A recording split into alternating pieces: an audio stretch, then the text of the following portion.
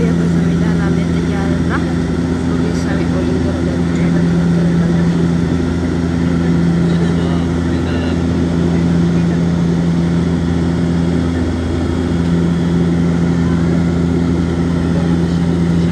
duriidha jechuudha. Akka jirtutti xiyyaara keessaa lafatti gallalaan yoo lafa ollaan waan samii gubbaa argamu fakkaatti garuu lafatti yoo gallaanan gosa xiyyaara gubbaa immoo ofi xiyyaaraa gaditti argamti jechuudha. Akka inni jiru ilaala akka aaraatti torbee jechuudha. Samiin dhaqqabu lafarraa ol fagaatee argama jechuudha. Uumaa rabbii jiruufi waan nama ajaa'ibaati.